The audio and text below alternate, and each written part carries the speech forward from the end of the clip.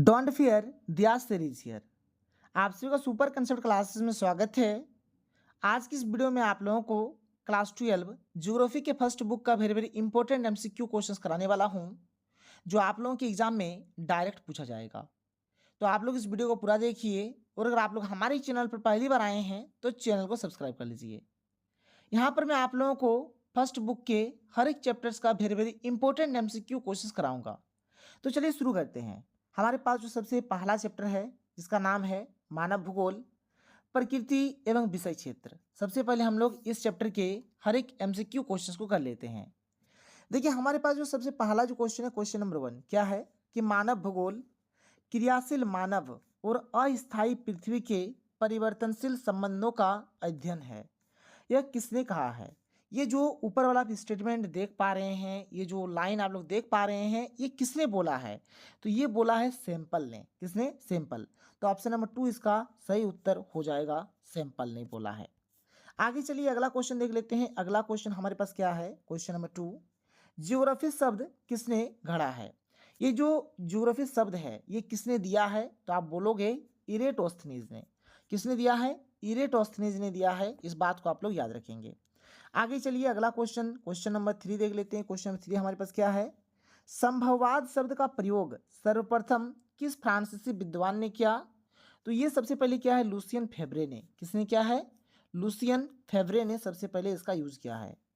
संभववाद अवधारणा में किस घटक को महत्वपूर्ण माना गया है? तो संभववाद अवधारणा में मनुष्य को, यानी कि मानवीय घटक को सबसे महत्वपूर्ण माना गया है। मनुष्य को सबसे ज्यादा प्रायोरिटी दिया गया है, मनुष्य को सबसे महत्वपूर्ण माना गया है। आधुनिक मानव भूगोल के जनक कौन है? तो आधुनिक मानव भूगोल जो है, इसके जनक है फ्रेडरिक रेडजल। कौन हो जाएंगे? फ्रेडरिक रेडजल इसका राइट आंसर हो जाएगा।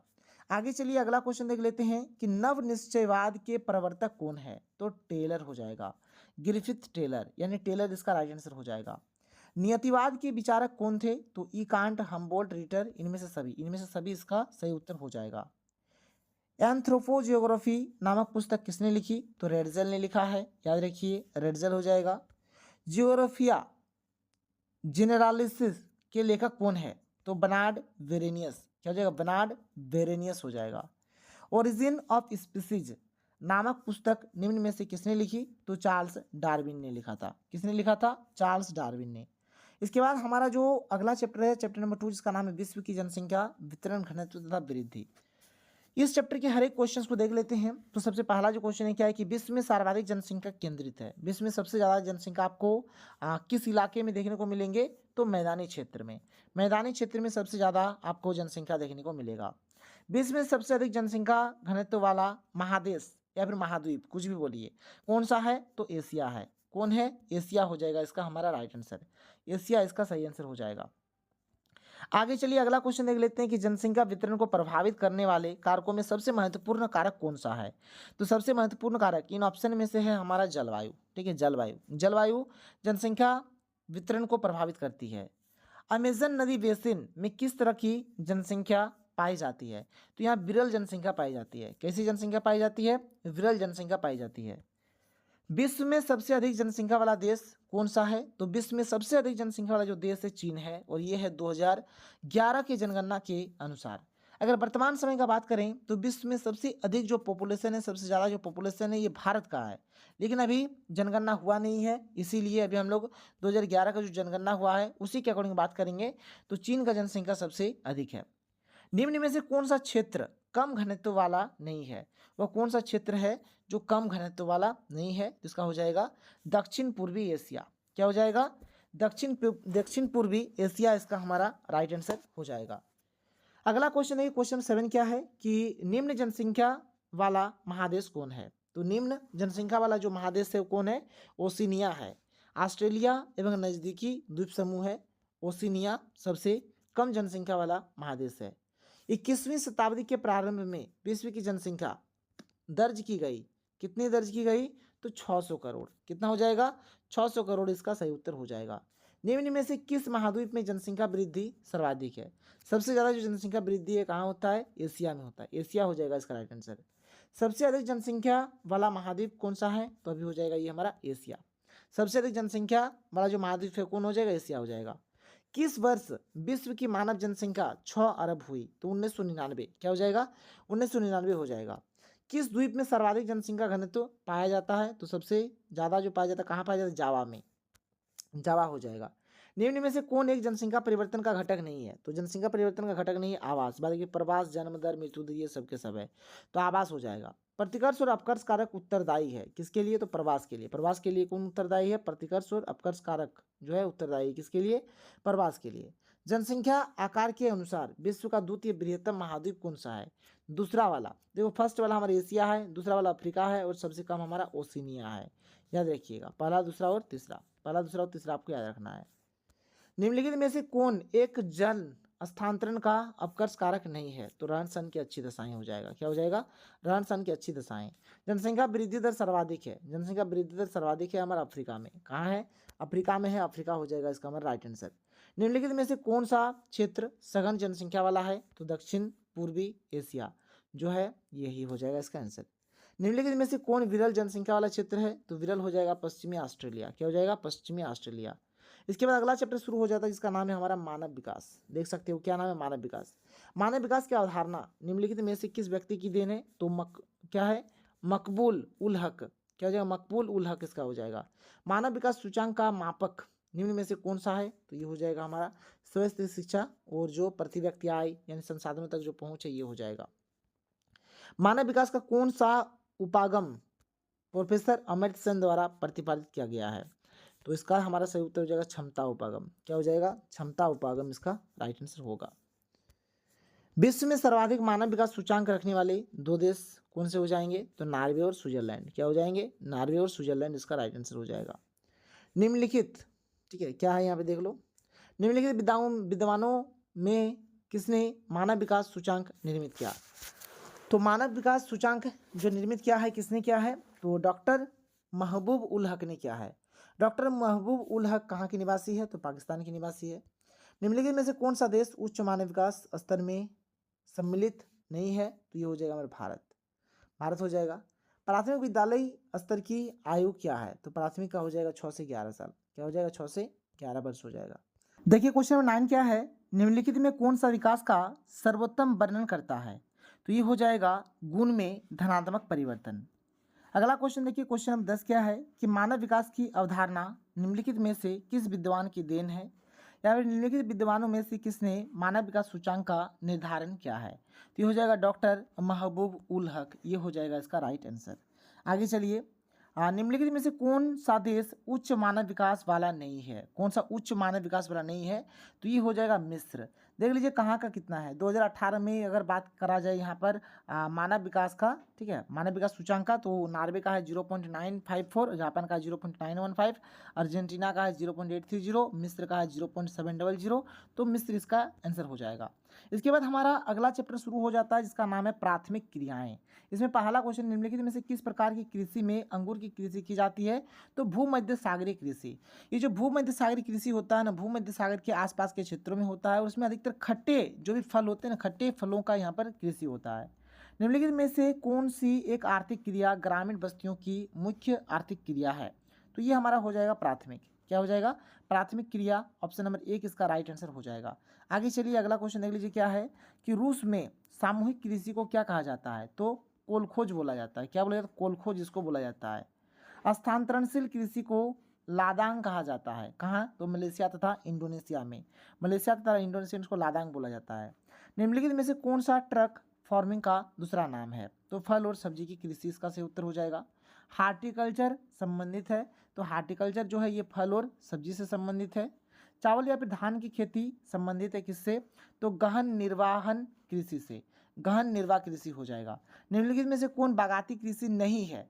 कौन बागाती कृषि नहीं है? तो मक्का हमारा बागाती कृषि नहीं है। बागाती कृषि बोलिए, बागानी कृषि बोलिए, फिर रोपण कृषि बोलिए, जिसमें चाय, कहवा, रबड़, कोको, नारियल, मिर्च मसाले, केला इत्यादि उत्पन्न किए जाते हैं। ब्राज़ील में कॉफ़ी बागान को क्या कहा जाता है? तो फेजेंडा। ब्राज़ील में जो कॉफ़ी बागान होते हैं उसको फेजेंडा बोला जाता है।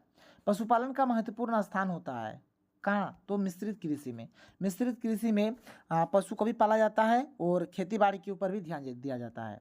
विस्तृत वाणिज्य वाणिज्य अनाज कृषि में क्या होता है, प्रति व्यक्ति उत्पादन अधिक होता है, प्रति व्यक्ति जो उत्पादन होगा वो क्या होगा, अधिक होगा। निम्नलिखित में से कौन रोपण फसल है, रोपण फसल हमारा हो जाएगा कोको। सहकारी कृषि अधिक सफल रही है कहाँ, तो ये हो जाएगा डेनमार्क में, डेनमार्क में सबसे ज़्यादा सही रहा है। खट्टे रसदार फलों की कृषि संबंधित है, तो भूमध्य सागरीय कृषि से अभी मैंने बता दिया, भूमध्य सागरीय कृषि इसका राइट आंसर हो जाएगा। यूरोपवासियों द्वारा अपने उपनिवेशों में किस प्रकार की कृषि का विकास किया गया था, तो रोपण कृषि हो जाएगा।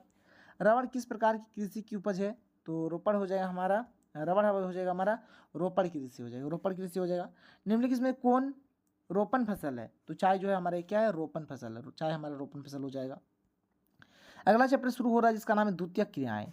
जापान का डेट्राइट किसे कहा जाता है, तो नगोया को, और चेन्नई को भारत का डेट्राइट कहा जाता है, चेन्नई को भारत का डेट्राइट कहा जाता है। मैनचेस्टर किस उद्योग के लिए प्रसिद्ध है, तो सूती वस्त्र उद्योग के लिए मैनचेस्टर प्रसिद्ध है। निम्नलिखित में से कौन सा एक जोड़ा सही मेल खाता है, सही मेल खाता है, लो इस्पात उद्योग कहाँ है, पिट्सबर्ग में है, कहाँ है, पिट्सबर्ग में है। मिलन रेशमी वस्त्र उद्योग का प्रमुख केंद्र है, यह किस देश में है, तो इटली में है। टोयोटा कंपनी किस देश की है, तो टोयोटा कंपनी जो है ना जापान की है, कहाँ की है, जापान की है, जापान हो जाएगा। पेट्रोकेमिकल उद्योग में अग्रणी देश का नाम है, तो पेट्रोकेमिकल में कौन है, संयुक्त राज्य अमेरिका हो जाएगा, क्या हो जाएगा, संयुक्त राज्य अमेरिका इसका राइट आंसर हो जाएगा। निम्नलिखित में से कौन द्वितीयक व्यवसाय है, तो कुटीर उद्योग, कुटीर उद्योग जो होगा ये हमारा द्वितीयक व्यवसाय हो जाएगा। परिवहन तो हमारा तृतीयक में चला जाएगा, ठीक है। निम्नलिखित में से कौन सा एक आधारभूत उद्योग नहीं है, तो टेलीविजन उद्योग जो है ये आधारभूत उद्योग नहीं है। निम्नलिखित में से कौन सा एक कृषि आधारित उद्योग नहीं है, तो ऊनी वस्त्र, क्योंकि ये पशु आधारित है, ऊनी वस्त्र जो है ये हमारा पशु आधारित है, ठीक है, पशु आधारित हो जाएगा। जंग का कटोरा निम्नलिखित में से संयुक्त राज्य अमेरिका की किस एक को कहा जाता है, तो पिट्सबर्ग क्षेत्र को क्या बोला जाता है, जंग का कटोरा बोला जाता है, जंग का कटोरा, ठीक है। निम्नलिखित में से कौन एक देश उत्तम किस्म की कपास का प्रमुख उत्पादक देश नहीं है, तो जापान हो जाएगा। निम्नलिखित में से कौन एक स्वच्छंद उद्योग है, तो स्वच्छंद उद्योग हमारा कौन सा हो जाएगा, तो जहाज निर्माण उद्योग यहाँ पर हो जाएगा, ठीक है, क्या हो जाएगा, जहाज निर्माण उद्योग इसका हमारा राइट आंसर हो जाएगा। आगे चलिए अगला क्वेश्चन देख लेते हैं। निम्नलिखित में से कौन सा एक स्वच्छंद उद्योग है, तो हाजिरी हो जाएगा, इसका हमारा राइट आंसर हाजिरी हो जाएगा। निम्नलिखित में से कौन औद्योगिक अवस्थापना का प्रमुख कारक नहीं है, तो जनसंख्या घनत्व इसका हमारा राइट आंसर हो जाएगा, जनसंख्या घनत्व के ऊपर टिक कर दीजिए। निम्नलिखित में से कौन सा उद्योग दूसरे उद्योगों के लिए कच्चा माल तैयार करता है, तो आधारभूत उद्योग, आधारभूत उद्योग इसको बोलते हैं, आधारभूत उद्योग इस प्रकार से करते हैं। तृतीयक और चतुर्थक क्रियाकलाप में देखिए क्या है, सबसे पहला कि शिक्षा और सूचना क्रियाकलाप है, किसके है, तो चतुर्थक के है। निम्नलिखित में से कौन सा एक पंचम क्रियाकलाप है, पंचम क्रियाकलाप में हमारा आ जाएगा बाह्य स्रोतन, क्या आ जाएगा, बाह्य स्रोतन आ जाएगा। किस महाद्वीप में सबसे अधिक जनसंख्या में अंतर्राष्ट्रीय पर्यटक आते हैं, तो यूरोप हो जाएगा, यूरोप में सबसे ज़्यादा आता है। ज्ञान प्रकरण बाह्य स्रोतन के निम्न में से कौन सा उदाहरण है, तो इनमें सभी हो जाएगा, अनुसंधान और विकास क्रियाएं, व्यवसाय, अनुसंधान, बौद्धिक संपदा, तो इनमें से सभी इसका हमारा राइट आंसर हो जाएगा। चिकित्सा पर्यटन के रूप में निम्न में से कौन से देश अधिक लाभान्वित हुए हैं, तो भारत, सिंगापुर, स्विट्जरलैंड, इनमें से सभी हो जाएगा। स्वर्ण कलर कहे जाने वाले व्यवसाय निम्न में कौन है, तो पंचम क्रियाकलाप हो जाएगा, क्या हो जाएगा, पंचम क्रियाकलाप हो जाएगा। वर्तमान में विश्व का सबसे बड़ा एवं उभरता हुआ तृतीयक क्रियाकलाप क्या है, तो ये हो जाएगा हमारा पर्यटन। संचार में निम्न में से किनका प्रेषण सम्मिलित होता है, तो शब्दों तथा संदेशों का, तथ्यों का, विचारों का, इनमें से सभी हो जाएगा। बाह्य स्रोतीकरण सहायक है किसमें, तो दक्षता सुधारने में, कीमतों को घटाने में, विकासशील देशों में रोजगार बढ़ाने में, इनमें से सभी हो जाएगा, इनमें सभी इसका राइट आंसर हो जाएगा। निम्नलिखित में से कौन चतुर्थ सेक्टर क्रियाकलापों से संबंधित है, तो विश्वविद्यालय शिक्षक, विश्वविद्यालय शिक्षक जो है ये चतुर्थ क्रियाकलाप से संबंधित है। आगे चलिए अगला क्वेश्चन देख लीजिए क्या है, क्वेश्चन 11 कि निम्नलिखित क्रियाकलापों में किसमें उच्च स्तरीय अन्वेषण सम्मिलित किए जाते हैं, तो पंचम क्रियाकलाप हो जाएगा। निम्नलिखित में से कौन तृतीय आर्थिक क्रियाकलाप है, तो इसका हो जाएगा व्यापार हो जाएगा, क्या हो जाएगा, व्यापार हो जाएगा इसका। इसके बाद हमारा अगला चैप्टर यहाँ से शुरू हो जा रहा है, आप देख सकते हैं, जिसका नाम है परिवहन एवं संचार। पहला क्वेश्चन क्या है देख लीजिए, पहला क्वेश्चन हम लोग यहाँ पर देख लेते हैं। और देखिए यहाँ पर मैं आप लोगों को जितना करा रहा हूँ ना, बस आप लोग अच्छे तरीके से करते जाइए, इससे बाहर आप लोगों का कुछ भी नहीं जाएगा। तो देखिए यहाँ पर हमारे पास जो सबसे पहला जो क्वेश्चन है देख सकते हैं क्या, सड़क परिवहन किस स्थलाकृति का उपयोगी साधन है, तो मैदानी इलाके में होता है। विश्व के किस देश में सड़कों की लंबाई सर्वाधिक है, तो यूएसए, अमेरिका इसका राइट आंसर हो जाएगा। विश्व का व्यस्तम समुद्री मार्ग कौन सा है? तो उत्तरी अटलांटिक मार्ग हो जाएगा, उत्तरी अटलांटिक मार्ग। पनामा नहर जोड़ता है पनामा नगर को, तो पनामा नहर जो है ना, पनामा नगर को कोलोन से जोड़ता है, तो कोलोन से इसका सही आंसर हो जाएगा। आगे देखिए हमारे पास जो अगला क्वेश्चन है क्या है कि निम्नलिखित में वह कौन सा सबसे सस्ता परिवहन साधन है जो भारी सामान और लंबी दूरी के लिए उपयुक्त है, या फिर लंबी दूरी तक भारी सामान ढोने के लिए कौन सबसे सस्ता परिवहन साधन है? तो इसका आंसर हो जाएगा जल परिवहन। क्या हो जाएगा? जल परिवहन इसका राइट आंसर हो जाएगा, जल परिवहन। आगे देखिए अगला क्वेश्चन क्या है कि स्वेज नहर मिलाती है तो भूमध्य सागर को लाल सागर से, भूमध्य सागर को लाल सागर से मिलाती है। पनामा नहर जोड़ती है, पनामा नहर जो है प्रशांत महासागर और अटलांटिक महासागर को आपस में जोड़ती है, प्रशांत महासागर और अटलांटिक महासागर हो जाएगा। यूनियन पैसिफिक रेल मार्ग कहाँ है? तो ये हमारा संयुक्त राज्य अमेरिका में है, यानी कि अमेरिका में है। ट्रांस साइबेरियन रेल मार्ग किस देश में स्थित है? तो ये हमारा रूस में है, रूस में है। भारत के 4 महानगरों को जोड़ने वाली सड़क है तो स्वर्णिम चतुर्भुज मार्ग। क्या हो जाएगा? स्वर्णिम चतुर्भुज मार्ग हो जाएगा। उत्तरी अटलांटिक मार्ग जोड़ता है, जो उत्तरी अटलांटिक मार्ग है ये किसको किसको जोड़ता है? तो उत्तरी अमेरिका को यूरोप से जोड़ता है, उत्तरी अमेरिका को यूरोप से जोड़ता है। आगे चलिए अगला देख लीजिए, अगला हमारे पास क्वेश्चन क्या है कि उत्तमासा अंतरिक्ष सामुद्रिक मार्ग स्थित है तो अंध महासागर, अंध महासागर बोलिए या फिर अटलांटिक महासागर बोलिए, अंध महासागर या अटलांटिक महासागर। बृहद ट्रंक मार्ग संबंधित है तो उत्तरी अटलांटिक महासागर से, बृहद ट्रंक मार्ग जो है किससे संबंधित है? तो उत्तरी अटलांटिक महासागर से ये संबंधित है। ट्रांस महाद्वीपीय स्टुअर्ट जोड़ता है तो डार्विन को मेलबर्न से जोड़ता है, डार्विन को मेलबर्न से जोड़ता है। रेल मार्ग के जाल का सघनतम घनत्व है तो यहाँ पर हो जाएगा संयुक्त राज्य अमेरिका में, संयुक्त राज्य अमेरिका में है। डायमंड हार्बर किस नदी पर स्थित है? तो ये जो है डायमंड हार्बर हमारा हुगली नदी पर स्थित है। तो डायमंड हार्बर पश्चिम बंगाल में स्थित एक नगर है जो कि हुगली नदी के किनारे स्थित है, ठीक है, हुगली नदी पर स्थित है। इसके बाद हमारा अगला जो चैप्टर है जिसका नाम है अंतर्राष्ट्रीय व्यापार। पहला क्वेश्चन है कि ओपेक का संस्थापक सदस्य नहीं है तो ऑस्ट्रिया जो है ओपेक का सदस्य नहीं है। विश्व के किस देश से आने वाले निर्यात में वस्तुओं की सबसे अधिक विविधता है? तो जर्मनी हो जाएगा, जर्मनी इसका राइट आंसर हो जाएगा। सार्क का सदस्य है तो सार्क जो है, सार्क का यहाँ पर भारत सदस्य है। सार्क माने होता है दक्षिण एशियाई क्षेत्रीय सहयोग संगठन, दक्षिण जिसको बोला जाएगा सार्क। 8 दिसंबर 1985 को बने इस संगठन का उद्देश्य दक्षिण एशिया में आपसी सहयोग में शांति और प्रगति हासिल करना है। सार्क के 7 सदस्य देश है जिसमें से भारत है, पाकिस्तान है, बांग्लादेश है, श्रीलंका है, नेपाल, भूटान और मालदीव, ये 7 देश इसके सदस्य है। निम्नलिखित में से कौन सा ओपेक का सदस्य राष्ट्र नहीं है? तो रूस यहाँ पर इसका सदस्य राष्ट्र नहीं है, याद रखिएगा। विश्व व्यापार संगठन का मुख्यालय कहाँ है? तो जिनेवा में है। विश्व व्यापार संगठन का मुख्यालय कहाँ है? जिनेवा में है, याद रखिएगा। कोची और कारवाड़ है तो नौसैनिक पतन है। क्या है? नौसैनिक पतन है। इसके बाद अगला क्वेश्चन है कि विभिन्न देशों से निर्यात के लिए लाए गए माल के संचयन करने वाले पतन कहलाते हैं तो आंत्रपने पतन इसको बोलते हैं, आंत्रपने पतन इसको बोला जाता है। निम्नलिखित में से कौन आंतरिक सामुद्रिक पतन नहीं है? तो एंथेस, आंतरिक सामुद्रिक पतन जो है अंतर्देशीय पतन भी इसको हम लोग बोल सकते हैं तो एंथेस इसका सही आंसर हो जाएगा। दो देशों के मध्य व्यापार कहलाता है, दो देशों के मध्य का जो व्यापार उसका होता है इसी को अंतर्राष्ट्रीय व्यापार बोला जाता है, इसी को अंतर्राष्ट्रीय व्यापार बोला जाता है। निम्नलिखित दक्षिण अमेरिकी देशों में कौन ओपेक का सदस्य है? तो वेनेजुएला। क्या हो जाएगा? वेनेजुएला। भारत एक सदस्य है तो भारत किसका सदस्य है? तो साप्टा का, भारत जो है किसका सदस्य है? साप्टा का सदस्य है। और देखो यहाँ पर ये जो हमारा फर्स्ट बुक का एमसीक्यू है, फर्स्ट बुक का भी एमसीक्यू खत्म हो जाता है। बस आप लोग इतना कर लीजिए और आप अगर चाहे तो कुछ अपने से कर सकते हैं, और मैंने सब्जेक्टिव का जो वीडियो दिया उसको भी देख लीजिए। तो चलिए हम लोग मिलते हैं अगले वीडियो में। थैंक यू, जय हिंद।